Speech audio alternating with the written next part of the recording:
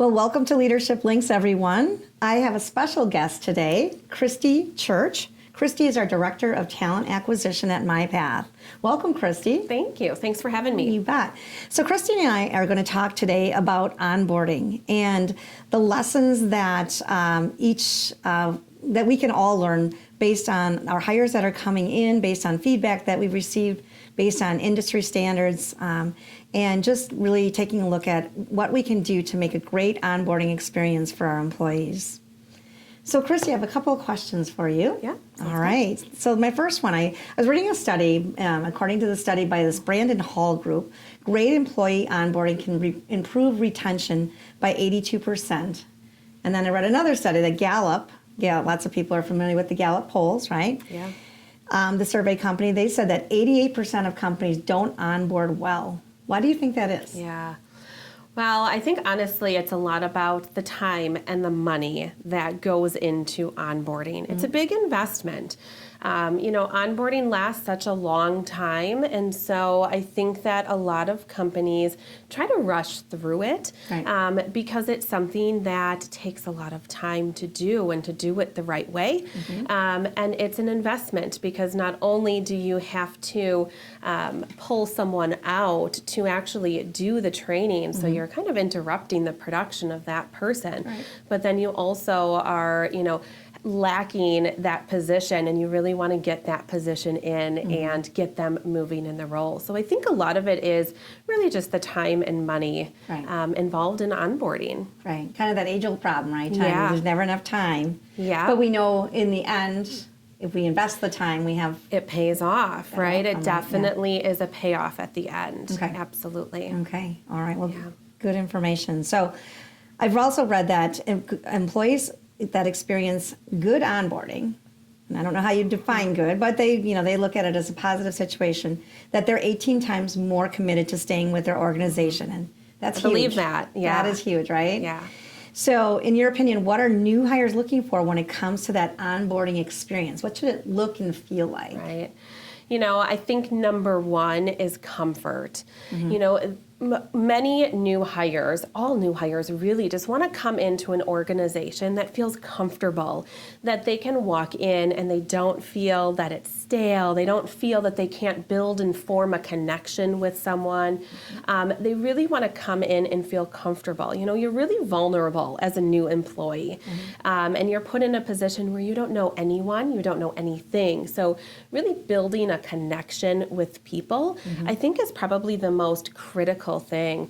Making people feel invited, and you can do that by making sure that you're prepared for them to come in, having all their documents there, having their training prepared in advance, knowing their name, knowing their nickname if they have one, or their preferred name if they have one, right? It is also, making sure that they feel like they're set up for success. So, bringing them in and feeling like they have a plan of attack, and that, they know what their future is going to hold with us at this company, and getting them excited. Excited for joining the organization. Okay. All right. So great answers, and I would agree with you. And one of the things that I think there's an assumption about in the past is that onboarding is really the responsibility of the Human Resources Department. What are your thoughts about that? Yeah. That's an ice age, type of belief. My thoughts and opinions on that is that onboarding really starts at the time of offer. So that does fall on the recruiting team in most cases, specifically at our company. That starts with us. But then it goes all the way through 90 days of that person's, what we would call, the probationary period of an employee. So that's a long time. That is over 90 days that we have to onboard this person. And so really it starts from that onset of an offer. So how are we presenting the offer? Did we give them an offer that they were expecting, or did we sell short on an offer? So it starts there, but then it goes to the paperwork that we're giving to them, all of that onboarding paperwork, that fun stuff everyone likes doing.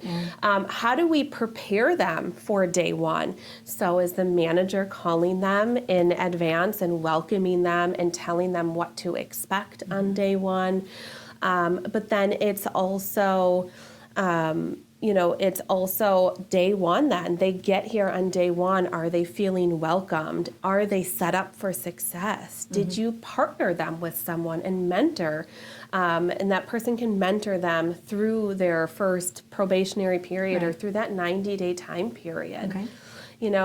And then it goes to resetting expectations, making sure that they're fully prepared for the job that they have. So making sure that they understand the roles and tasks in front of them and their responsibilities. And then course correcting, because that's a really pivotal point. Within those 90 days, you still feel so vulnerable. You don't know what to expect each and every day. So making sure that you're having constant communication with them on here's what's working, what's working for you, and getting that feedback is really critical as well. Okay, all right. And one of the things I want to pick up on that you said is, that the manager should be reaching out when the time of the offer is made. And so, I think a lot of people in the past have thought that that's, human resources reach out. Why would I have to reach out? But it's that connection, right? Yeah. That's so important. It's that initial connection. Right. There is nothing more important, from my opinion, of the connection between a direct supervisor and their employee.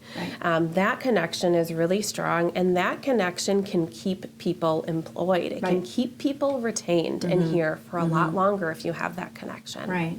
We hear that all the time, right? That people leave, they don't leave their job, they leave their supervisor, right? And so so important for them to build that relationship and establish that trust from the very beginning. And you generally don't hear that people leave because they didn't like their HR person, right? No, it's not, typically not generally that. No, it's generally that relationship with their supervisor. So perfect point about having to make that connection right away, right? Right. Getting off on the good foot, right? Absolutely. All right. So what are some things? So what are some other things that a hiring manager can do to engage that new employee right away? Yeah, so, I think being friendly, being engaging, I always like to tell all of my supervisors that they should know at least two things, two really personal things about each and every new hire. Okay. So a lot of times it's, do you have children? What's your family dynamic? Do you have a significant other? Just understanding what the dynamics are of that person, what's important to them, because I think that if you can make that connection with each and every one of your new employees or of your employees in general, you have an opportunity to connect with them. You can understand what they're dealing with outside of work, and that just makes you be more empathetic when things when you do run into hurdles and bumps in the road. You can be more empathetic and understand what they're going through. And I think, another thing that I would call out is, just understanding that they are in a very vulnerable situation. And so, they might not be their real true self in the beginning. So just understanding how to open them up and letting them get to know you on a personal level, and then also allowing them to expose themselves as to who the real person that they are. Yeah. I think that's great advice as well, because you'd want to treat them like you would treat anybody else that you're making establishing a relationship with, right? Exactly. Yeah, and so it's getting to know those little things and not having to go deep into their family history, but just having just this the good basics. Yeah, having a good understanding. I like how you worded that. All right, so we know that good onboarding is essential when it comes to retention, but I understand that onboarding has a direct correlation with our ability to recruit as well, and I know that's a subject very near and dear to your heart. So can you tell me more about that? Absolutely. So that goes back to brand reputation. We talk all the time. You guys have probably all heard about branding. And brand reputation is big out there. We know that recruiting people right now is really difficult to do. We all are feeling the pain and the struggles of that. And so when someone leaves our organization because they had a bad onboarding experience or they had a bad experience in general, that branding goes with them. So what they do is they use their voice to amplify that brand, and not in a positive way. So they will tell their social media platforms, they will tell their friends and anyone that will listen to them about this poor employer that, you know, that we are. And so we don't want to have that reputation. And they have, you know, in this day and age, people can amplify really loud their voice and their opinions, and that's great, as long as we're leaving a good message, right? As long as we leave people with a good taste in their mouth.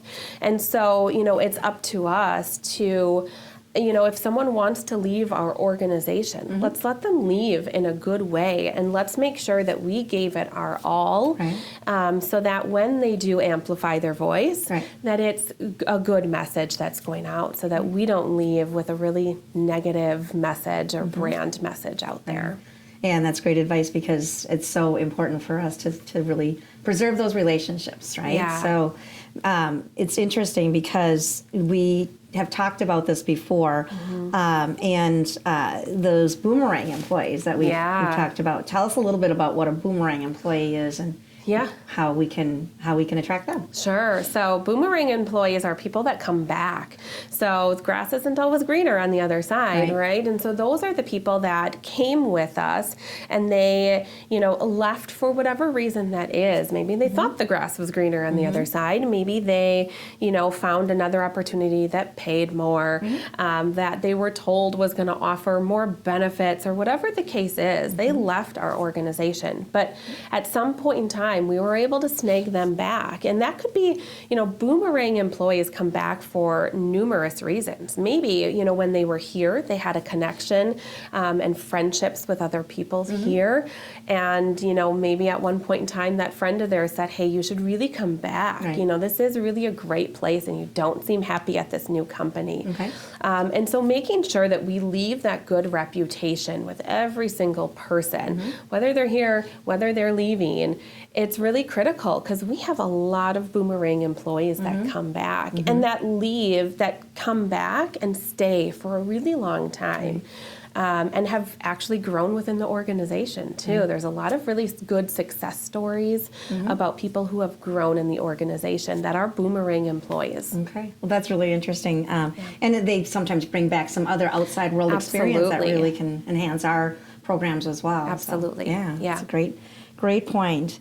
All right, so just this past year, we put a new onboarding guide in place for managers that are hiring, kind of giving them an A to Z guide from what to do from the time that person accepts the job all the way through the time that they're fully onboarding. You know, what do you think is how do you think that's important? What are your thoughts on the importance of that as a tool? Sure. So I think, you know, the biggest importance of this as a tool is onboarding for everyone can be overwhelming. As we mentioned earlier in this podcast, it can be very overwhelming for a lot of different people and time consuming. But what this onboarding kit can do is it can really help guide people through all of the really critical pieces of onboarding. And a lot of times, a lot of those critical pieces can get missed very easily. And so I think, if anything, this is a guide to help people, help the trainer really get through and hit home those really critical elements of onboarding. So I think, if anything, if people can really, you know, anyone who is training a new hire, if they can really take that onboarding kit and use it as just a checklist, am I hitting all of the important pieces? I think it really helps keep people in line. And it also helps make sure that we're hitting home and we're driving those really critical pieces. You know, we talk about benefits, we talk about how-tos. You know, who do you contact if you have an IT issue? Who do you contact if you need business cards?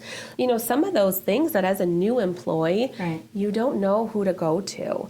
You don't have those contacts. And so this really helps make sure that that new employee Guide gets all of those really critical pieces that don't seem critical to us Right. because we've been here for a while. Right. But as a new hire in that vulnerable position, Yeah. you really do feel like you don't know where to go. Right. So it helps guide them through. It basically gives them that navigation tool to figure out how to get some of these tasks accomplished by themselves. Okay, all right. And I just want to take a minute to tell people where that onboarding guide is.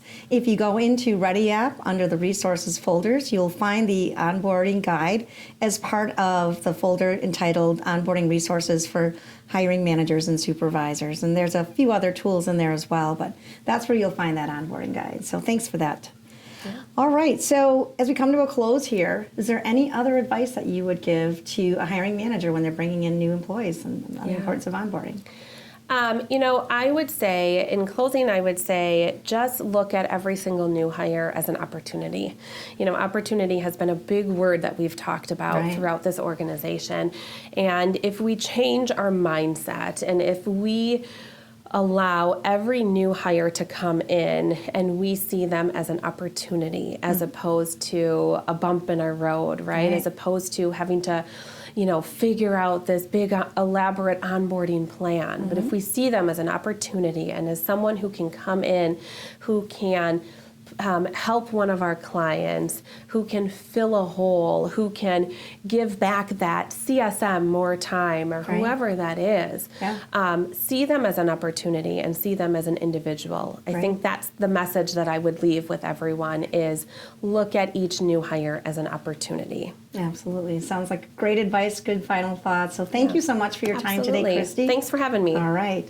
So to find previous broadcasts of Lessons from a Leader, as well as messages around leadership links, you can go out to Ready App and find it under the Resources section in the Building Leadership Skills Resources folder. Thanks for joining us today, and we look forward to connecting with you again soon.